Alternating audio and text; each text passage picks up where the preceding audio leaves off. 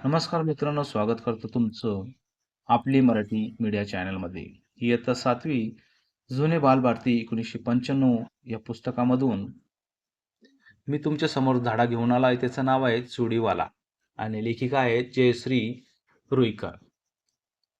अंतर्मन या कथा संग्रहातील ही कथा आहे मित्रांनो, आणि महारोगी स्त्रियांच्या सेवेसाठी तळमळणाऱ्या बांगडेवाल्याचे हे हृदय शब्दचित्र आहे.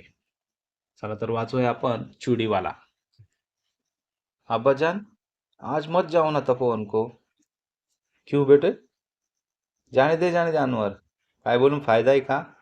आजचा दिवस म्हणजे तर त्यांच्यासाठी पर्वणीच. एवढं काय आहे त्या तपोवनात कोण जाणे.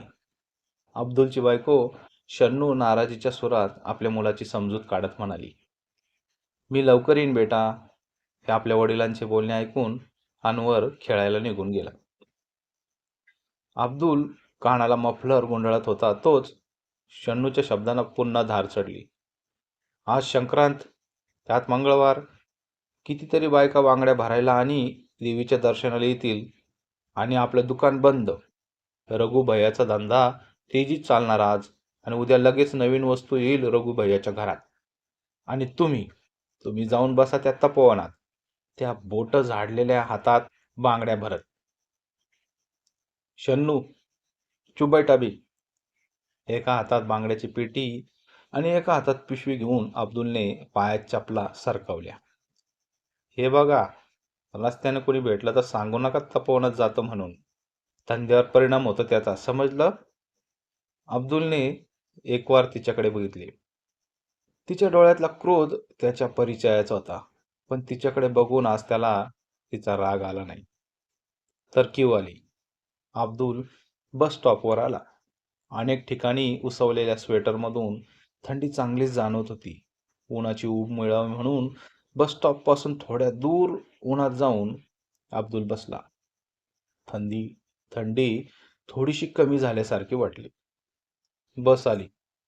बांगड्यांची पेटी आणि पिशवी सांभाळत अब्दुल बसमध्ये चढला. अगदी खिडकीजवळ बसला. पेटी अलगद उचलून त्याने आपल्या मांडीवर ठेवली.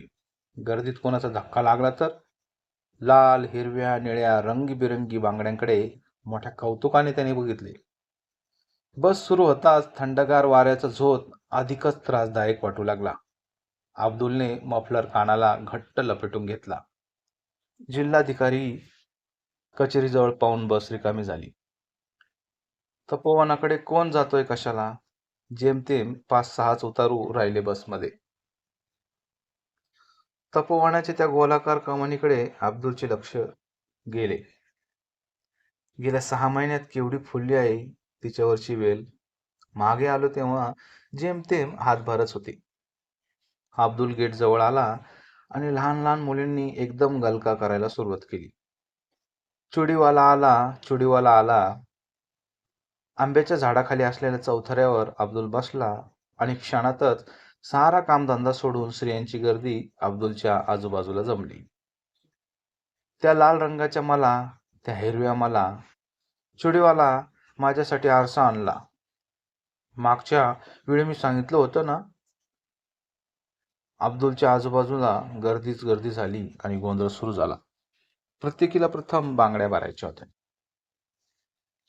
अब्दुल एकेकीच्या हातात बांगड्या भरू लागला. त्यांना हव्या तशा, त्यांच्या मनपसंत.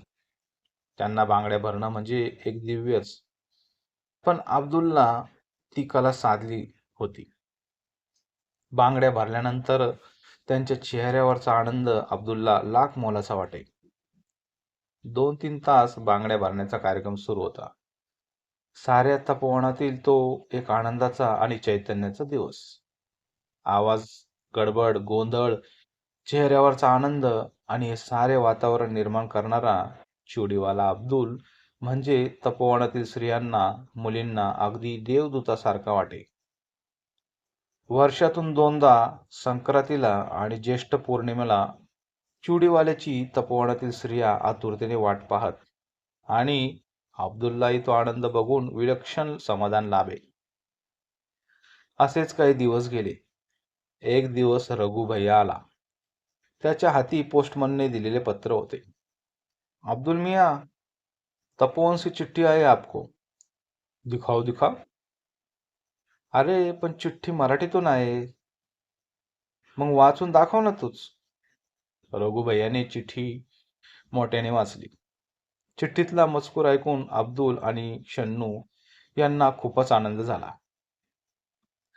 तपोवनात होणाऱ्या संमेलनाच्या प्रसंगी अब्दुलचा खास सत्कार होणार होता आणि त्यासाठी पत्र पाठवून दाजी साहेबांनी त्याला निमंत्रण दिले होते. 2 दिवसांनी सत्कार समारंभ होता. कधीही लाभणार नाही असे सत्काराचे भाग्य त्याच्या वाट्याला आले होते. पत्र आल्यापासून तो त्याच आनंदात होता. पुन्हा पुन्हा तो स्वतःला विचारत होता, सत्कार करणे एवढे मी काय केले आहे या तपोवनासाठी. अब्दुल तपोवनात आला तेव्हा कार्यक्रम सुरू झाला होता. सामूहिक गायन चालू होते. अब्दुलला बघताच एक मुलगा समोर आला. चिड़ी वाले चाचा, बहुत देर कर दी. बस देर से आई, इसलिए देर हो गई बेटे. चाचा आप उधर बैठिए. स्टेजच्या समोर बाजूला मांडलेल्या खुर्च्यांवर काही निमंत्रित पाहुणे मंडळी बसली होती. अब्दुलला त्यांच्याबरोबर बसायला संकोच वाटला. तो तसाच उभा राहिला. तेवढ्यात खुद्द दाजी साहेबांनीच त्याला बोलावून जवळच्या खुर्चीवर बसायला लावले. सत्कार समारंभाच्या कार्यक्रमाला सुरुवात झाली. सुरुवातीचे अध्यक्षांचे स्वागत वगैरे औपचारिक झाल्यावर दाजी साहेबांनी बोलायला सुरुवात केली. अब्दुल बघतच राहिला. 84 वर्षाच्या वृद्धाचा ताठपणा, उंच सडसडीत देहयष्टी, तेजपुंज चेहरा, गौरवर्ण पांढरे स्वच्छ धोतर, त्यावर बंद गळ्याचा कोट आणि डोक्याला केशरी फेटा, या वयातही आवाजातला खणखणीतपणा आणि बोलण्यातली ऐट यामुळे अब्दुल भारावून बघत राहिला. दाजी साहेब बोलत होते. रामानं सेतुबंधन केलं, पण त्यासाठी अनेकांचा हातभार लागला. अगदी लहानशी खार, पण तिनं सुद्धा आपल्या शक्तीप्रमाणे सेतुबंधनाला मदत केली. तशीच मदत या तपोवनासाठी देणाऱ्या काही व्यक्ती आम्हाला सुदैवाने लाभल्या आहेत. संक्रांतीला आणि ज्येष्ठ पौर्णिमेला बांगड्या भरण्याचा प्रस्ताव जेव्हा समोर आला तेव्हा अनेक बांगडेवाल्यांना भेटून इथं येण्याबद्दल विनंती केली, पण कुणीही माझ्या विनंतीचा स्वीकार केला नाही. अब्दुल मियांनी मात्र स्वतःहून इथं येण्याचं आश्वासन दिलं आणि दरवर्षी न चुकता अब्दुल मियां इथं येतात. येथील भगिनींच्या जीवनात आनंदाचा वर्षाव करतात. वर्षातले 2 दिवस तपोवनात अतिशय आनंदाचे आणि उत्साहाचे असतात. कुठल्याही मोबदल्याची अपेक्षा न करता अब्दुल मियां न बोलावता दरवर्षी येतात. तपोवनातील स्त्रिया, मुली बाळी त्यांच्याकडे येण्याकडे डोळे लावून बसलेले असतात. अब्दुल मियांचे हे समाजकार्य, ही मानवसेवा खरोखर फार मोठी आहे, अनमोल आहे आणि म्हणूनच आज त्यांचा सत्कार करण्याचं ठरवलं आहे. तेव्हा त्या सत्काराचा स्वीकार अब्दुल मियांनी इथं येऊन करावा. अब्दुल स्टेजवर चढला. दाजी साहेबांनी फुलांचा गुच्छ आणि तपोवनातील लोकांनी तयार केलेले सुंदर फुलदाणी त्याला दिली. टाळ्यांचा कडकडाट झाला. अब्दुल अतिशय भारावून गेला. त्याने चटकन दाजी साहेबांच्या पायांना स्पर्श केला. बराच उशीर झाला होता. अमरावतीहून आलेली निमंत्रित मंडळी मोटारीतून जाणार होती. दाजी साहेबांनी अब्दुलला त्यात बसवले. मोटार धावत होती. अब्दुल विचार करत होता, आज शन्नूला आणायला हवे होते. तिचा गुस्सा तरी कमी झाला असता. मोटार धावत होती. आकाशात अष्टमीचा चंद्र हसत होता. आकाश मेघ रहित निळ्या नितळाने नटले होते. वातावरण अंतर्बाह्य प्रसन्न वाटत होते. अंबादेवीच्या चौकात मोटार थांबली. अब्दुल खाली उतरला, घरी आला. अब्दुल येताच शन्नू उठली. थाळीत चपाती आणि वांग्याची भाजी घेऊन तिने थाळी अब्दुल समोर ठेवली. अब्दुल एखाद्या अपराध्यासारखा मान खाली घालून जीव लागला. तू नहीं खाएगी? नहीं, जी नहीं चाहता खाने को. अनवर जेवला?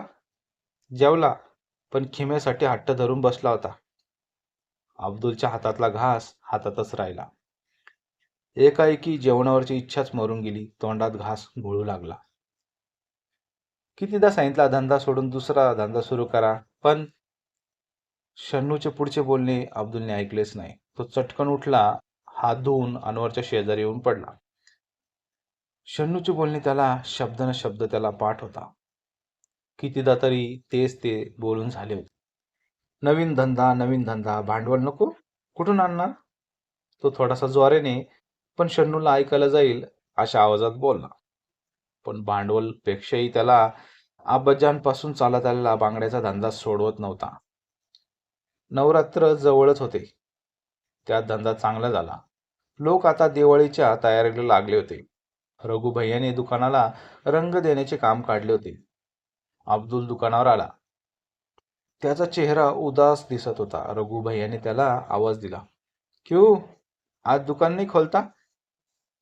नाही रघुभैया, हे तपोवनच आता दाजी साहेबांच्या हाती राहिले नाही हे कळलं तेव्हापासून मन नाही लागत धंदा करायला. आता तपोवनाचं काय होईल रे रघुभैया? केवढी मोठी वसाहत, किती रोगी, आता त्यांची कशी काळजी घेतली जाईल रे? आणि आयुष्याचं मोल देऊन तन मन धनानं फुलवलेली ती कर्मभूमी सोडण्याच्या कल्पनेनं दाजी साहेबांना काय वाटत असेल बरं? अब्दुल विलक्षण हळवा झाला. चल रघुभैया, मेरे साथ चल तपोवन. आज शेवटलं दर्शन घेऊन येऊ त्या तपोवनाचं. वेदनांशी झगडणाऱ्या त्या रोग्यांच्या मनाची आज काय अवस्था झाली असेल रे? पण रघुभैयाचे रंगाचे काम अर्धवट पडले होते. अब्दुल एकटाच गेला. अमरावतीहून लोक तपोवनात जात होते.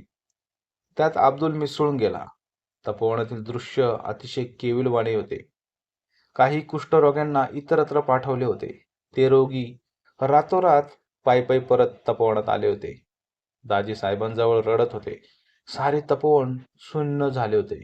शोक सागरात बुडाले होते.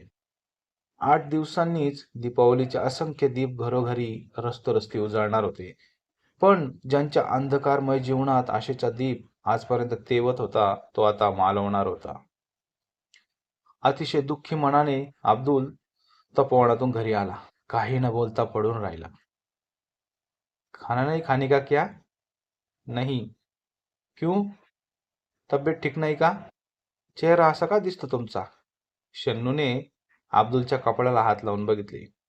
अब्दुलला वाटले, 4 भिंतीच्या आत स्वतः दंग असणाऱ्या हिला माझे दुःख कळणे शक्य नाही. प्रत्येकाचे जीवन जगण्याचे मार्ग वेगवेगळे असतात हेच खरे. रात्र वरवर चढत होती. डोक्यावर पांघरून घेऊन अब्दुल पडून होता. डोळ्यासमोर फिरत होते तपोवन, तिथल्या आठवणी. देवळातल्या पहारेकराने 2 टोले दिले. शन्नू घोरत होती. अनवर गाढ झोपला होता. अब्दुल उठला. अगदी हलकेच कोपऱ्यात बांगड्यांच्या पेटीवर ठेवलेल्या पिशवीतील एक एक वस्तू बाहेर काढू लागला. पावडरचा डब्बा, रुमाल, रिबिनी, पिना, सोनेरी बांगड्या, साध्या बांगड्या, नायलॉनच्या बांगड्या. संक्रांतीला हे सारे तपोवनात नेणार होता. तिथे चुडीवाला म्हणून स्त्रिया, मुलीबाळी धावत धावत त्याच्याजवळ जमणार होत्या. काही काळ तरी सारे विसरून हसणार होत्या आणि त्यांचे हसू बघून अब्दुल मनोमन सुखावणार होता. पण आता सारे संपले होते. स्वतःसाठी सारेच जगतात, पण दुसऱ्यांसाठी जगण्यातला आनंद, त्या आनंदाचे सुख वर्षातून फक्त 2दाच अब्दुल अनुभवायचा. पण आता तेही मिळणार नव्हतं. एखाद्या वस्त्राचा एकाएकी रंग उडून जावा तशी त्याची जीवनिच्छा एकाएकी उडून गेली. त्या साऱ्या वस्तूंकडे बघता बघता अब्दुलचे डोळे पाण्याने काठोकाठ भरून आले. त्याचा तपोवनाचा परिसर विरघळत होता हळूहळू. रात्र उतरणीला लागली होती. मित्रांनो, कसा वाटला हा धडा तुम्हाला? कमेंट सेक्शनमध्ये जरूर कळवा. आणि कोणाकोणाला हा धडा होता त्यांनी कमेंटमध्ये त्या आठवणी जरूर व्यक्त करा.